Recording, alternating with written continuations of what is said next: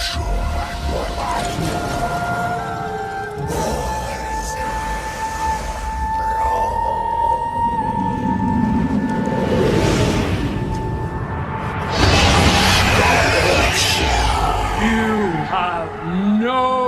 power here, servant of Morgoth. E aí galera, bem-vindos a mais um vídeo do canal. E aqui quem vos fala é Maurício Dias.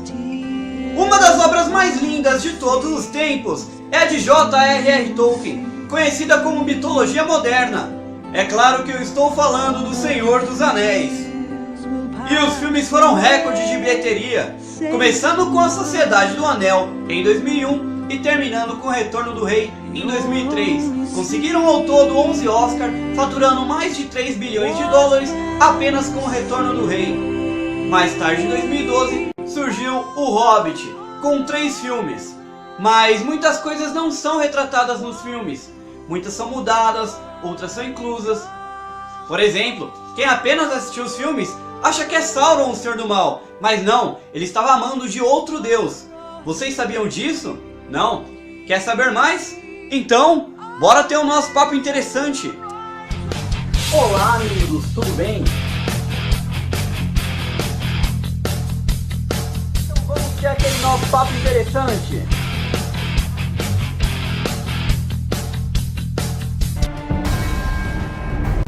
No início dos tempos, antes da criação, existia Eru, ou Ilúvatar, como seria conhecido futuramente na língua dos elfos. Mas ele se sentia só nas mansões eternas de Ea. Então, apenas com o seu pensamento ele criou os Ainur, para lhe fazer companhia. Os Ainur entoavam cânticos, sozinhos ou em pequenos grupos, pois de início só compreendiam a partir da mente de Eru, da qual tinham sido criados, porém, passaram a ser mais harmoniosos quando passaram a compreender os outros Ainur. Então, Eru reuniu todos eles diante de si e propôs um tema. Os Ainur deveriam ornamentar este tema, fazendo uma música chamada Ainulindale. E eles assim o fizeram, mas então Melkor, o mais poderoso dentre os Ainur, provocou uma dissonância, almejando fazer uma música própria. Porém, sua música era repetitiva e cansativa, então alguns dos Ainur próximos a ele começaram a desviar-se do propósito inicial de Eru, e assim a dissonância foi se espalhando, até Eru se levantar de seu trono e sorrir. Ergueu a mão esquerda e ordenou um novo tema. Novamente Melkor entrou em dissonância com a música, até que Eru levantou a mão direita com uma expressão severa e sugeriu um terceiro tema. Mas a música fútil de Melkor continuou. Então Eru ergueu as duas mãos e com uma expressão terrível ordenou que cessassem. Eru então, para mostrar a Melkor que nenhuma música seria tocada sem ter nele próprio a fonte mais remota, revelou diante dos Ainur a visão que ornamentou os temas de Eru. Eles olharam para o vazio e enxergaram um globo, a criação derivada de suas músicas, e ela era linda. E eles viram os esplendorosos filhos de Eru. E Eru fez com que toda a visão se tornasse real, dizendo: Ea, que essas coisas existam. Alguns dos Ainur que se enamoraram de Arda puderam descer a ela, pois a visão ainda não era plenamente concreta. Eles teriam de trabalhar para que assim fosse. Dessas divindades, os mais poderosos foram chamados de Valar e os menos de Maiar. Iniciou-se assim o governo dos Valar na Terra-média, e Melkor desceu junto e passou a cobiçá-la secretamente. Tudo que os outros Valar faziam, ele ia lá e tentava desfazer, e os outros se encarregavam em reparar seus danos. Certa ocasião memorável na história da criação foi quando Ulmo, o Senhor das Águas, satisfeito com o que criou, passou a viajar pelos mares e rios. Melkor, então, para destruir, fez a temperatura baixar tanto, de modo com que tudo congelasse. E assim criou o gelo e a neve.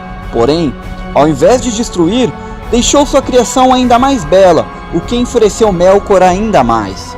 Melkor passou a ter aliados, como Sauron, o Maiar que futuramente ocuparia seu posto após a sua queda. Cada um dos Valar foi atraído a um aspecto particular de Arda, que se tornou o foco de seus poderes. E Melkor foi atraído a extremos terríveis, violentos, frios, amargos, calor escaldante, terremotos, destruição, escuridão, fogo, etc, etc. Seu poder era tão grande que a princípio os Valar foram incapazes de contê-lo. Ele sozinho sustentou com a força coletiva dos Valar, e Arda nunca conseguiu alcançar uma forma estável até a chegada de Tulkas, que foi a Arda para equilibrar as coisas, e junto com os outros Valar conseguiu expulsar Melkor, que passou a pairar na escuridão. Ele ficou na espreita até Tulkas se distrair. Então ele voltou e atacou as duas lâmpadas, que eram a única fonte de luz, pois no início não existia o sol. Arda então mergulhou na escuridão.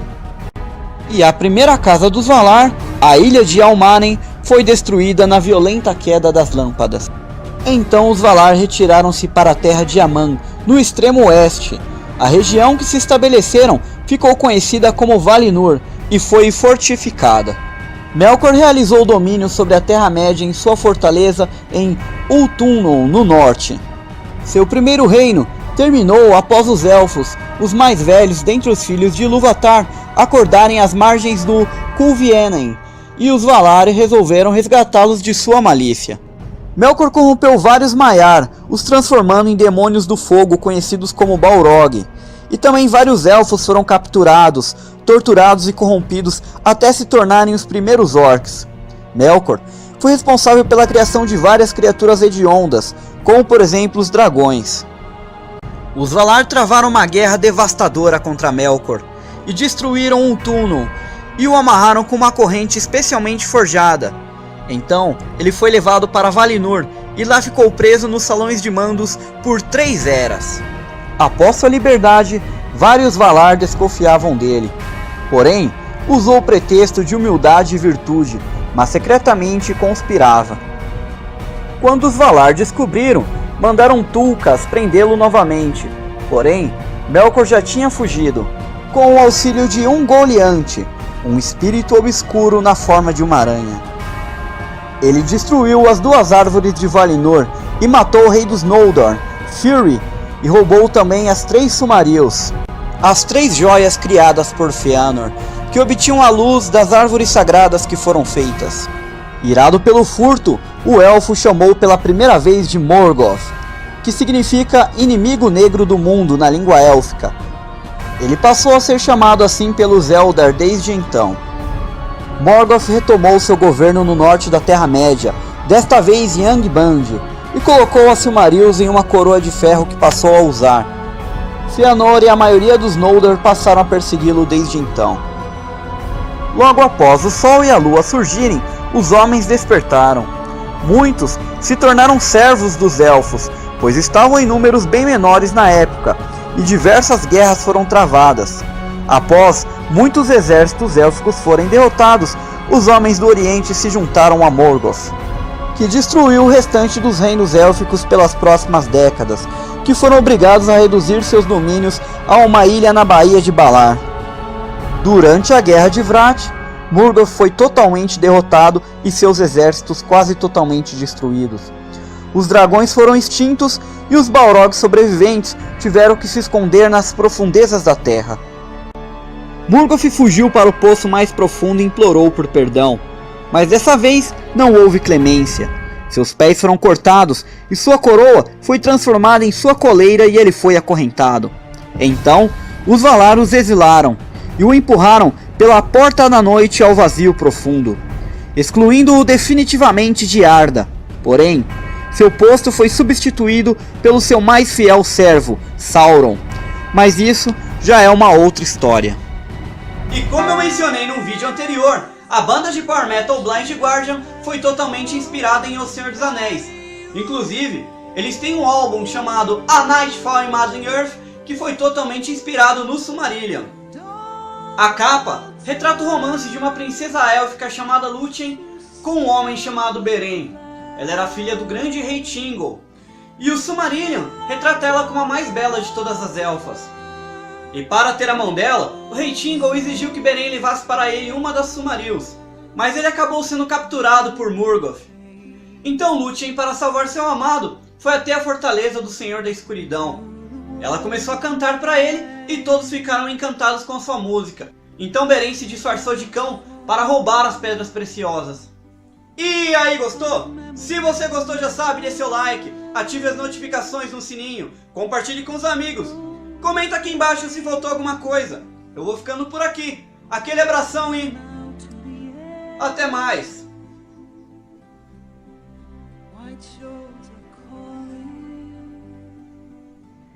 You would die.